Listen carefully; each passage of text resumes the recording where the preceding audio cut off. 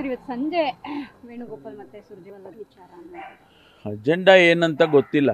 ಎಲ್ಲ ಮಂತ್ರಿಗಳನ್ನು ಕರೆದಿದ್ದಾರೆ. ಇವತ್ತು ರಾಜ್ಯದಲ್ಲಿ ಆಗ್ತಾ ಇರ್ತಕ್ಕಂಥ ರಾಜಕೀಯದ ಬೆಳವಣಿಗೆ,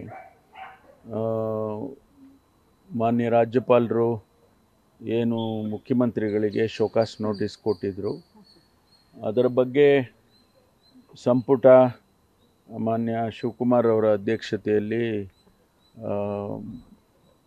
ಒಂದು ರೆಸಲ್ಯೂಷನ್ ಮಾಡಿ ನೀವು ಕೊಟ್ಟಿರ್ತಕ್ಕಂಥ ಶೋಕಾಸ್ ನೋಟಿಸು ವಾಪಸ್ ತಗೊಳ್ಳಿ, ಮತ್ತು ಏನು ಅಬ್ರಹಾಂ ಅಂತಕ್ಕಂಥವರು ನಿಮಗೆ ಮನವಿಯನ್ನು ಮಾಡಿದ್ದಾರೆ ಪ್ರಾಸಿಕ್ಯೂಟ್ ಮಾಡೋದಕ್ಕೆ ಮುಖ್ಯಮಂತ್ರಿಗಳನ್ನು, ಅದನ್ನು ರಿಜೆಕ್ಟ್ ಮಾಡಿ ಹಾಗೆ ಅಂತೇಳಿ ನಾವು ಪ್ರೊಸೀಡಿಂಗ್ಸ್ ಮಾಡಿ ಅದನ್ನು ಅಡ್ವೈಸರಿ ರೂಪದಲ್ಲಿ, ಅಂದರೆ cabinet can advise the governor ಅಂತ ಇರೋದರಿಂದ ನಾವು ಅದನ್ನು ತಿಳಿಸಿದ್ದೇವೆ. ಈ ಬೆಳವಣಿಗೆ ಹಿನ್ನೆಲೆಯಲ್ಲಿ ನಮ್ಮ ಹೈಕಮಾಂಡ್ನವರು ಮಾನ್ಯ ವೇಣುಗೋಪಾಲ್ ಅವರನ್ನು, ಮಾನ್ಯ ಸುರ್ಜೇವಾಲಾ ಅವರನ್ನು ಇಲ್ಲಿಗೆ ಕಳಿಸ್ತಿದ್ದಾರೆ. ಅದರ ಬಗ್ಗೆ ಚರ್ಚೆ ಮಾಡ್ಬೋದು ಅಂಥೇಳಿ ನಾನು ಅಂದ್ಕೊಂಡಿದ್ದೇನೆ.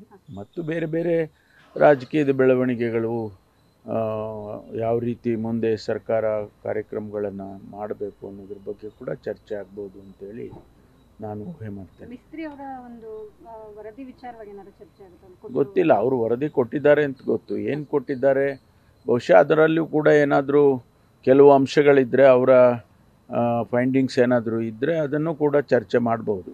ಒಂದಿಷ್ಟು ಸಚಿವರುಗಳ ಖಾತೆ ಬದಲಾವಣೆ ವಿಚಾರವೂ ಕೂಡ ಚರ್ಚೆ ಆಗುತ್ತೆ. ಅದ್ರ ಬಗ್ಗೆ ಏನು ಗೊತ್ತಿಲ್ಲ. ಅದು ಅಲ್ಲಿ ಅವರ ಲೆವೆಲ್ ಹಂತದಲ್ಲೇ ತೀರ್ಮಾನ ಮಾಡ್ತಾರೆ. ಖಾತೆ ಬದಲಾವಣೆ ಮಾಡೋದು, ರಿಷಫಲ್ ಮಾಡೋದು, ಸದ್ಯಕ್ಕೆ ಅದೆಲ್ಲ ನಮಗೇನು ಗೊತ್ತಾಗೋದಿಲ್ಲ.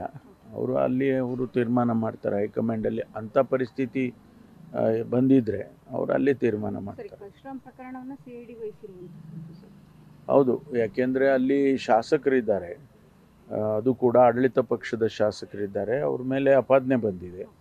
ಜೊತೆಗೆ ಅವರು ಏನು ಸಬ್ ಇನ್ಸ್ಪೆಕ್ಟ್ರು ತೀರ್ಕೊಂಡಿದ್ದಾರೆ, ಅವರ ಕಡೆಯವರೆಲ್ಲ ಆ ರೀತಿ ಆಪಾದನೆ ಮಾಡಿದ್ದಾರೆ. ಹಾಗಾಗಿ ನಾನು ಅಂದ್ಕೊಂಡಿದ್ದು ಇದನ್ನು CID ಕೊಟ್ಟರೆ ಸೂಕ್ತ ಅಂತ ಹೇಳಿ CIDಗೆ ಕೊಟ್ಟಿದ್ದೇವೆ. ಯಾಕೆ ವಿಳಂಬ ಆಯ್ತು ಸರ್? ವಿಳಂಬ ಏನಾಗಿಲ್ಲ, ಹೋದ್ರೂ ಕೂಡ ತಗೊಳ್ಳಿಲ್ಲ, ಪ್ರತಿಭಟನೆ ಮಾಡಿದ್ರು, ಹೆದ್ದಾರಿ ತಡದ ಮೇಲೆ ಎಚ್ಚೆತ್ಕೊಂಡ್ರು. ಆ ರೀತಿ ಏನಿಲ್ಲ. ಅವರು ಅದು ಸುಯಿಸೈಡ್ ಅಲ್ಲ ಅಂತ ಹೇಳಿ ನಮ್ಮ ಇಲಾಖೆಯವರು ಹೇಳಿದ್ದಾರೆ. ಅದು ಅವರು ನ್ಯಾಚುರಲ್ ಆಗಿ ಸತ್ತಿದ್ದಾರೆ. ಏನಕ್ಕೆ ಸತ್ತಿದ್ದಾರೆ ಅಂತೇಳಿ ಈಗ ಪೋಸ್ಟ್ಮಾರ್ಟಮ್ ರಿಪೋರ್ಟ್ ಬರಬೇಕು. ಪೋಸ್ಟ್ಮಾರ್ಟಮ್ ಮಾಡಿದ್ದಾರೆ ನಿನ್ನೆ. ಅದರ ವರದಿ ಬಂದ ಮೇಲೆ ಗೊತ್ತಾಗ್ತದೆ ಏನು ಯಾವ ರೀತಿ ಅವರು ಸಾವನ್ನಪ್ಪಿದ್ದಾರೆ ಅಂತೇಳಿ.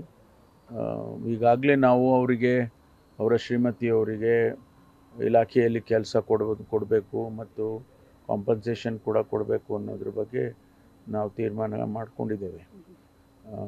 ಅದನ್ನು ಕೂಡ ಜಿಲ್ಲಾ ಸಚಿವರು ಹೋಗಿ ಅವರು ತಿಳಿಸಿದ್ದಾರೆ. ಇದೆಲ್ಲ ಬೆಳವಣಿಗೆಯಲ್ಲಿ CIDನಲ್ಲಿ ಇನ್ವೆಸ್ಟಿಗೇಷನ್ ಆದರೆ ಉತ್ತಮ ಅಂತ ಹೇಳಿ ಕೊಟ್ಟಿದ್ದೇವೆ. ಸರ್, ಎಲ್ಲ ಒಂದು ಕಡೆ ವಿಪಕ್ಷಗಳು ಪದೇ ಹೇಳ್ತಿದ್ದಾವೆ ಅಸ್ಥಿರ ಆಗ್ತಿದೆ ಸರ್ಕಾರ, ಅಸ್ಥಿರಗೊಳಿಸ್ತೇವೆ ಅನ್ನುವಂಥದ್ದು. ನಿನ್ನೆ ಕುಮಾರಸ್ವಾಮಿ ಅವರು ಕೂಡ ಹೇಳಿದ್ರು, ಇನ್ನು 10 ತಿಂಗಳೊಳಗಡೆ ನಾವು ಸರ್ಕಾರ ಇರೋದೇ ಇಲ್ಲ ಅನ್ನುವಂತಹ ಮಾತನ್ನು. ಅದೆಲ್ಲ ನೋಡೋಣ. ಬೆಳವಣಿಗೆ ರಾಜಕೀಯದಲ್ಲಿ ಇಂಥ ಮಾತುಗಳು ಬರೋದು ಸ್ವಾಭಾವಿಕ.